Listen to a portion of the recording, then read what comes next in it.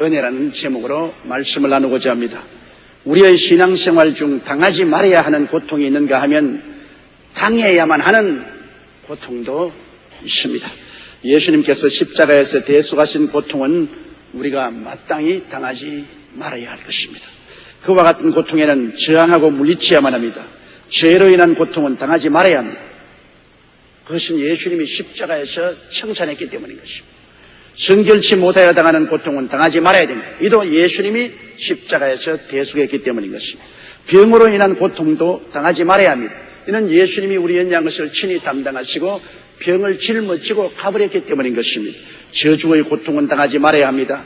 주께서 저주를 받아 우리 대신하여 십자가에 매달려서 저주에서 속량해 주시기 때문인 것입니다.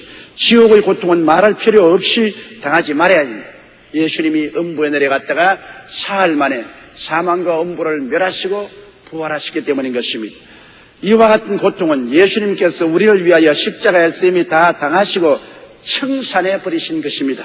그러나 고린도후서 12장 1절로 10절에 기록된 바울 선생이 당한 고통과 같은 고난은 우리가 당해야만 합니다. 그렇지 않으면 성숙한 성도로서 성장할 수가 없기 때문인 것입니다. 첫째로 바울 선생의 생활 속에는 가시가 있었습니다. 바울은 위대한 신앙인이요 지도자였습니다. 그럼에도 불구하고 바울 선생의 생애 속에는 가시가 있었습니다. 고린도후서 12장 2절로 4절에 보면 내가 그리스도 안에 있는 한 사람을 아노니 14년 전에 그가 셋째 하늘에 이끌려 간 자라. 그가 몸 안에 있었는지 몸 밖에 있었는지 나는 모르거니와 하나님은 아시느니라.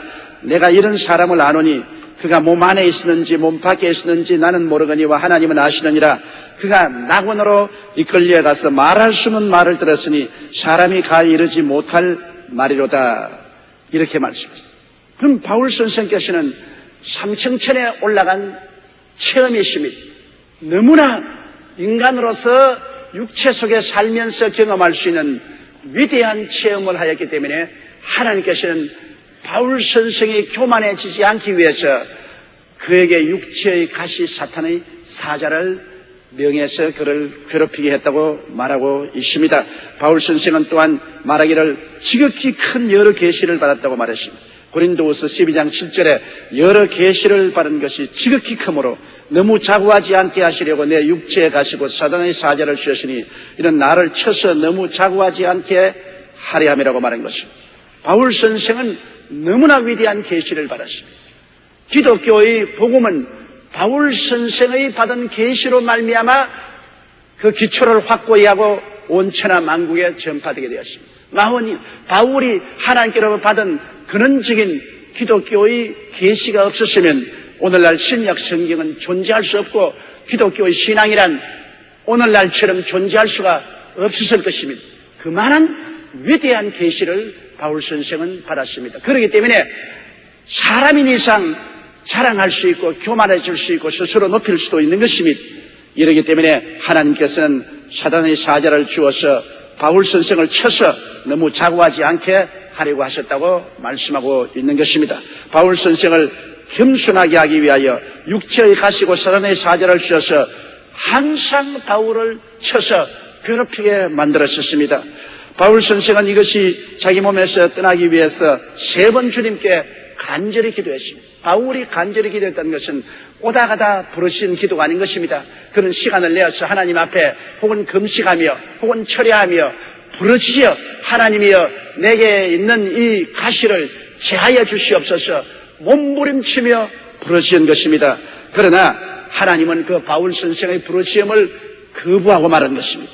고린도후서 19장 12장 9절로 보면 내게 이르시기를 내 은혜가 내게 조가로다. 이런 내 능력이 약한 데서 온전하여 짐이라 하신지라. 하나님께서 말씀하시기를 너 더 구하지 마라. 네가 약할 때 목숨을 바치고 내게 의지함으로 능력이 너희에게 머물 수가 있다.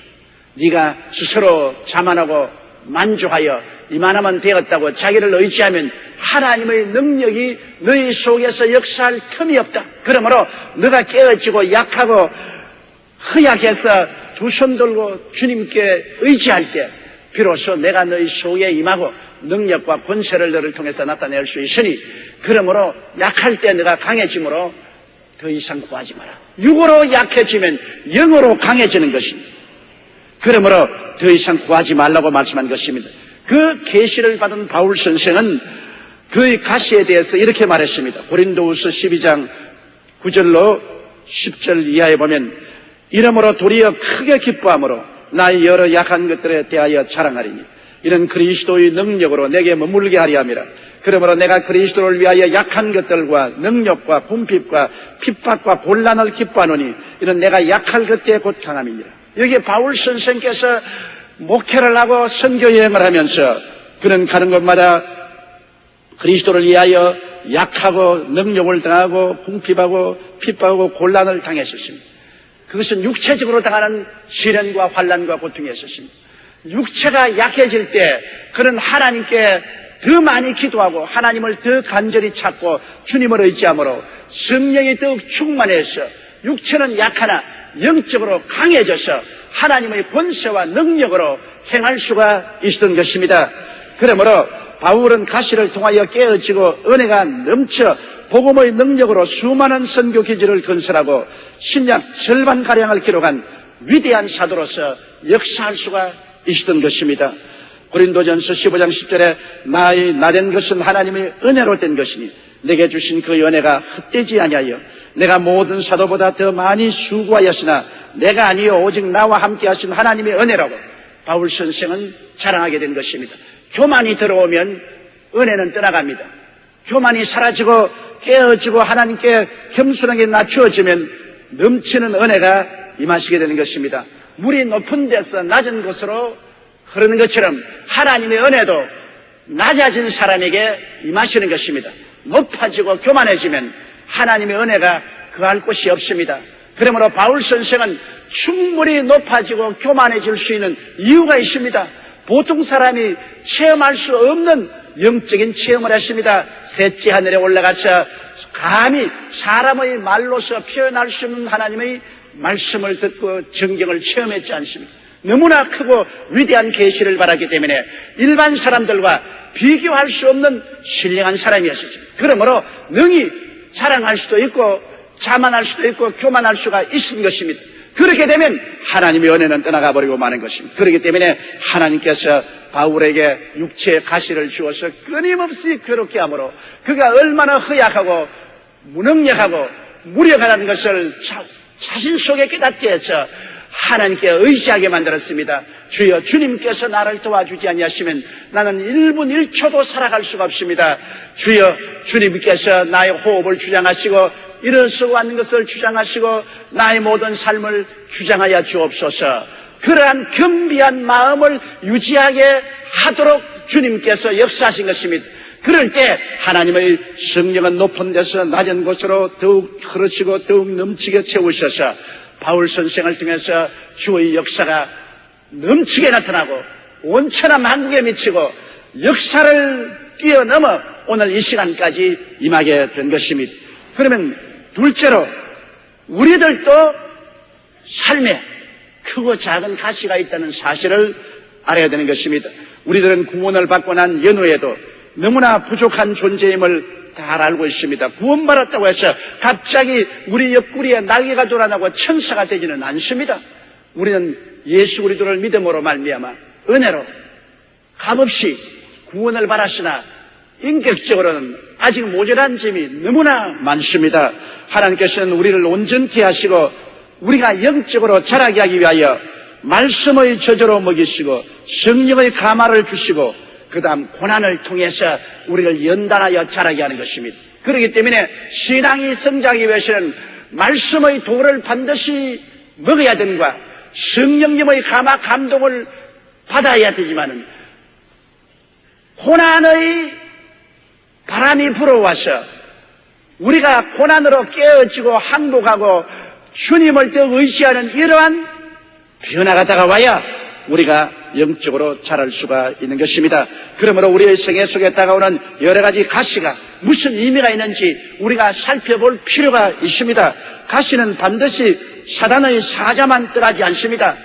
사단의 사자, 귀신들이 와서 우리를 괴롭질하고 죽이고 멸망시키려고 하는 것만 가시가 아닙니다.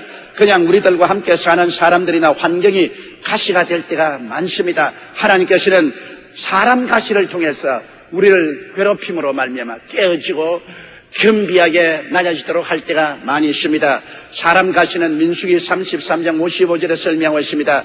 너희가 만일 그 땅 거민을 너희 앞에서 몰아내지 아니하면 너희의 남겨둔 자가 너희의 눈에 가시와 너희 옆구리에 찌르는 것이 되어 너희 거하는 땅에서 너희를 괴롭게 할 것이라고 했습니다. 이스라엘 백성이 가나안 땅에 들어갔을 때 원주민을 다 멸하고 쫓아내지 아니하면 그들의 눈에 가시가 되고 옆구리에 찔리는 것이 될 것이라 해서 사람이 가시가 될 수 있다는 것을 보여주고 있습니다.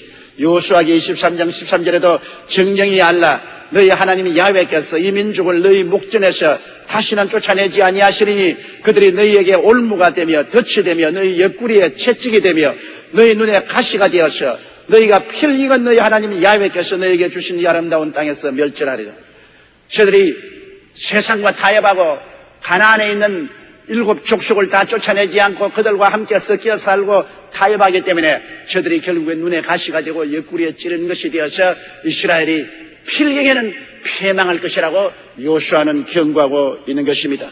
그렇기 때문에 여러분 가시는 사람과 환경이 가시가 될 수 있습니다. 창세기 3장 18절에는 땅에 내게 가시 덤불과 은거키를 낼 것이라 너희 먹을 것은 밭의 채소라고 했습니다. 살아가는 동안에 우리의 환경이 우리에게 가시가 되고 찌는 은거키가 될 수도 있는 것입니다. 우리는 신앙생활하면서 우리의 삶 속에 여러 가지 가시를 체험하고 있습니다. 우리의 남편이 가시가 되어서 사사건건이 찌르는 체험을 한 아내들도 많이 있습니다. 남편이 눈에 가시가 되고 옆구리에 가시가 되어서 고통을 주는 것을 체험한 사람들이 있습니다. 혹은 아내가 가시가 되어서 사사건건이 바가지를 꺾고 고통을 주고 눈에 가시처럼 되고 옆구리에 가시처럼 된 남편들도 있습니다. 자식이 가시가 되어서 땅을 치고 울며 탄식하고 통곡하는 부모들도 있고 형제가 가시가 되어서 계속해서 괴롭히고 고통을 주고 남보다 더 못하게 공격을 하는 형제들도 있습니다. 혹은 부모님이 가시가 될 때도 있습니다. 혹은 이웃이 가시가 되고 안 믿는 사람들이 가시가 되어서 여러분을 괴롭힐 때도 허다히 많이 있는 것입니다. 사업에 가서 사업이 잘 안 되고 가시가 될 때가 있고 직장 생활의 고통이 가시가 되어서 여러분을 덜덜 벗고 괴로울 때가 있습니다. 그러므로 우리가 이 세상에 살면서 체험하는 가시들은 여러 가지 종류가 있습니다. 그러나 왜 가시가 있어서 우리를 찌르냐는 것입니다. 바울 선생이 말한 것처럼 우리의 교만을 깨뜨리기 위해서 가시가 우리를 찌르는 것입니다. 우리는 태생으로 교만합니다. 아담과 하와 이후로 피 속에 교만의 피가 흐르고 있는 것입니다. 회개하고 예수 믿고 난 다음에도 조그만 일이 있으면 우리는 스스로를 자랑하고 자기 주장을 합니다. 이 교만을 깨뜨리기 위해서 하나님께서는 여러 가지 가시를 사용하는 것입니다. 혹은 마귀를 보내어서 도적질하고 죽이고 멸망시키는 고통을 당하여 깨어지게 만들기도 하고 혹은 내 남편, 아내, 자식, 부모, 이웃, 형제들이 가시가 되기도 하고 내 환경과 생활이 갑자기 불어닥치는 시련과 환난으로 가시가 되어 나를 찌르게 하기도 하는 것입니다. 이래서 고집, 불순종, 불신앙, 성결치 못한 것들을 회개하고 자복하고 주님 앞에 다 내어놓게 만들려고 하는 것입니다. 잠언서 18장 12절에 사람의 마음의 교만은 멸망의 선봉이요 겸손은 존귀의 앞잡이라고 말했습니다. 교만이 있으면 종국적으로 우리는 멸망을 당하고 맙니다. 그러나 겸손하면 점점 존귀하게 되는 것입니다. 그렇기 때문에 하나님께서는 우리를 멸망시킬 이 교만을 깨뜨리기 위해서 우리에게 눈에 가시, 옆구리에 가시를 주는 것입니다. 이렇기 때문에 가시가 올 때 우리들은 회개하고 하나님 은혜를 받기 위해서 간절히 주님께 간구해야 되는 것입니다. 고린도후서 7장 10절에 하나님의 뜻대로 하는 근심은 후회할 것이 없는 구원에 이르게 하는 회개를 이루는 것이요 세상 근심은 사망을 이루는 것이라. 우리가 가시에 찔려서 하나님 앞에 회개하고 통회하고 자복하면 이 가시는 굉장히 유익된 것입니다. 그러나 믿지 않은 사람이 시험과 환난을 당하여 염려 근심하면 그 염려와 근심은 파멸을 가져오고 마는 것입니다. 그렇기 때문에 우리는 우리에게 다가오는 가시가 반드시 우리에게 손해가 오는 것이 아니라는 것을 알아야 되는 것입니다. 가시가 오면 인간의 허약함을 깨닫고 하나님의 능력에 의지해야 되는 것입니다. 나의 지혜나 총명이나 수단이나 방법을 의지하지 말고 내 능력이나 청춘을 의지하지 말고 내가 약해질 때 강해짐으로 하나님을 의지할 수 있게 되어야 되는 것입니다. 여러분, 우리가 평탄할 때는 좀처럼 목숨을 바치고 하나님을 의지하지 않습니다. 그러나 내가 허약해지면 살아남기 위해서 목숨을 바치고 하나님을 부여잡게 되는 것입니다. 물에 빠진 사람은 자기가 죽게 되므로 자기를 건지러 온 사람을 결심하고 끌어안고 휘어감기 때문에 물에 빠진 사람 건지러 들어가다가는 잡히면 함께 빠져 죽습니다. 왜? 물에 빠져 절망이기 때문에 자기를 건져온 사람을 있는 힘을 다해서 끌어안기 때문인 것입니다. 우리가 연약해지면 목숨을 바치고 하나님을 끌어안게 되는 것입니다. 주님을 찾게 되고 부르짖게 되고 붙잡게 되는 것입니다. 등 따쓰고 배부를 때 새벽에 일어나서 새벽기도 나오라면 얼마나 괴로워하고 공투세를 합니까? 그러나 큰 시련과 환난을 당했을 때는 새벽에 일어나지 말아도 일어납니다. 일찍이 나와서 부르짖습니다. 철야기도도 하고 금식기도를 하면서 배고픈 줄을 모릅니다. 왜? 우리가 고난당하면 육신으로 가시에 찔릴 때 영적으로 하나님을 간절히 찾게 되는 것입니다. 내가 허약함을 깨닫게 되면 하나님의 능력을 간절히 찾게 되는 것입니다. 베드로전서 1장 24절로 25절에 모든 육체는 풀과 같고 그 모든 영광이 풀의 꽃과 같으니 풀은 마르고 꽃은 떨어지되 오직 주의 말씀은 새시대로 있도다. 풀이 마르고 꽃이 떨어질 때가 되면 새시대로 있는 하나님의 말씀을 부여잡고 몸부림치게 되는 것입니다. 베드로전서 5장 10절에 모든 은혜의 하나님 곧 그리스도 안에서 너희를 부르시사 자기의 영원한 영광에 들어가게 하시니가 잠깐 고난을 받은 너희를 친히 온전케 하시며 굳게 하시며 강하게 하시며 틀을 견고케 하시려. 우리가 잠깐 고난을 받아서 깨어지고 주님을 의지하게 되면 하나님이 친히 오셔서 우리를 온전케 하시고 굳세게 하시고 강하게 하시며 틀을 견고하게 만들어 주시는 것입니다. 그렇기 때문에 가시가 우리의 성장에는 반드시 필요한 것입니다. 또한 착한 인격으로 변화되기 위해서 가시가 필요한 것입니다. 거칠고 화잘내고 완고한 인격이 부드럽고 온유하고 훌륭한 인격자가 되기 위해서는 가시에 찔려야 되는 것입니다. 에베소 4장 13절에 우리가 다 하나님의 아들을 믿는 것과 아는 일에 하나가 되어 온전한 사람을 이루어 그리스도의 장성한 분량이 충만한 데까지 이르리라고 말했습니다. 그리스도의 장성한 분량이 충만한 데까지 성장하기 위해서는 우리가 많이 깨어져야 되는 것입니다. 옛 아담에 속한 성품이 사라지고 육체의 사람이 죽고 신령한 사람으로 성장하기 위해서는 옛사람이 죽는 체험을 해야 되는 것이요. 이것이 바로 가시가 와서 이 역사를 베풀어 주는 것입니다. 셋째로 우리는 가시에 찔릴 때 어떠한 마음의 태도를 가져야 되겠습니까? 여러분, 왜 가시가 나를 찌르냐? 왜 남편이 가시가 되느냐? 왜 아내가 가시가 되느냐? 아이고 내 팔자야, 내 자식들이 왜 가시가 되느냐? 심지어는 왜 부모님이 가시가 되느냐? 내 피를 나눈 형제가 왜 내 가시가 되냐? 이럴 수가 있느냐? 내 그렇게 신뢰하던 친구가 어떻게 변해서 내가 가시가 되냐? 왜 저들이 나를 괴롭히느냐? 그렇게 우리는 탄식할 것입니다. 그러나 여러분, 왜 가시가 나를 찌르느냐? 좀 안 찌를 수 없느냐? 그렇게 말하는 것은 어리석은 일입니다.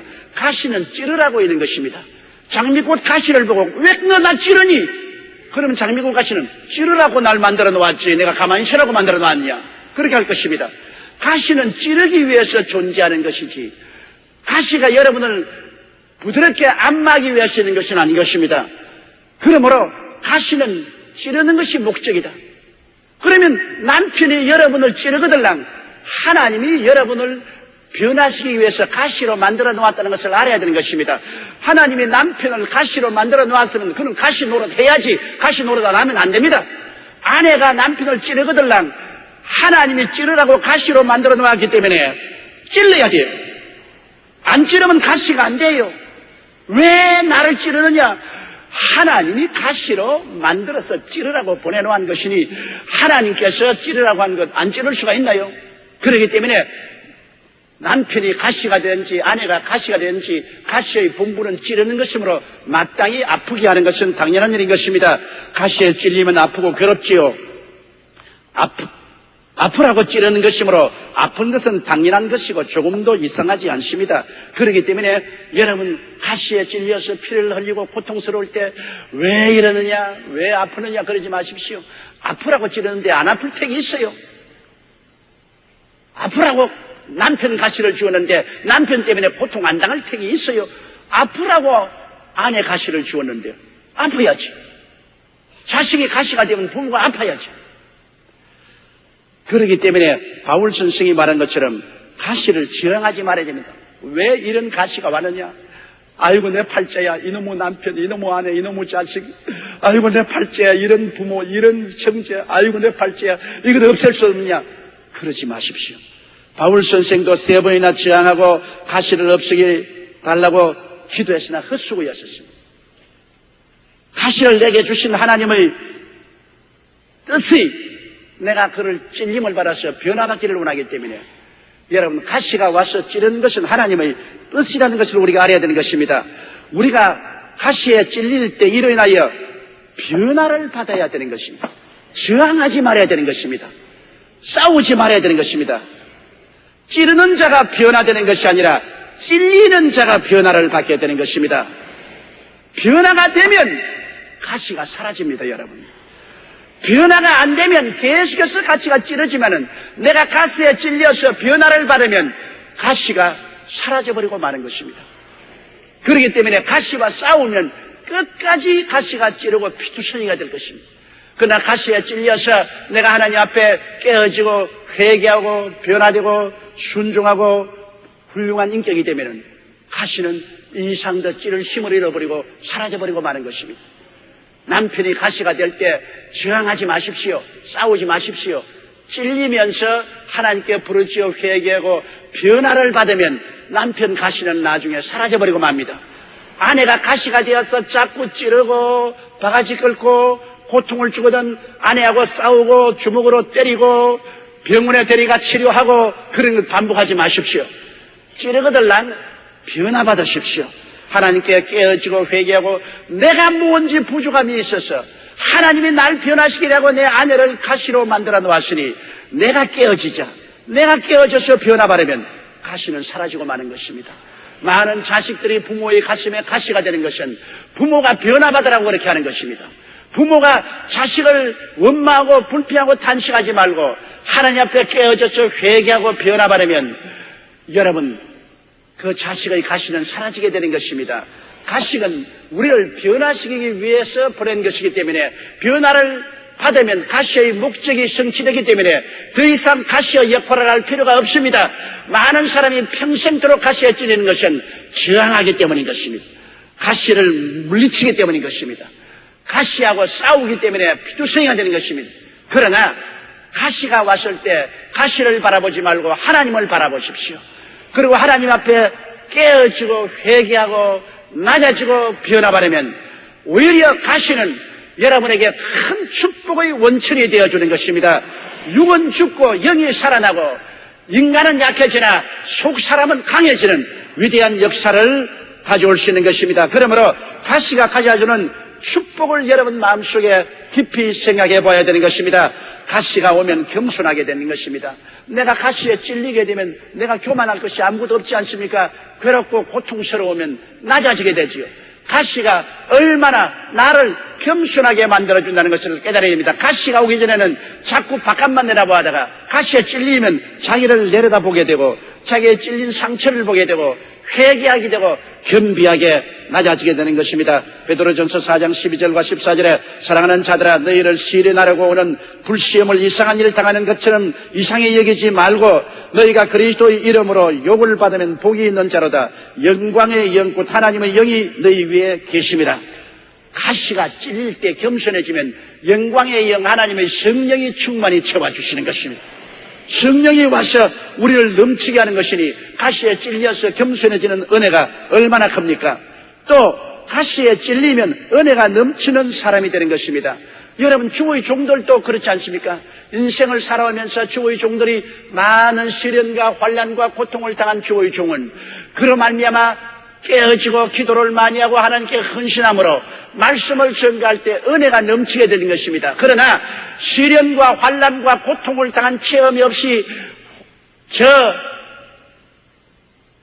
조용하게 화초 키우듯이 가꾸어진 주의 종은 지식은 많고 웅변은 잘할지 몰라도 그 말씀에 은혜가 없습니다. 왜? 깨어지지 않아서 성령이 넘치지 않기 때문인 것입니다. 야고보서 4장 1절에 하나님이 교만한 자를 물리치시고 겸손한 자에게 은혜를 주신다였다. 은혜는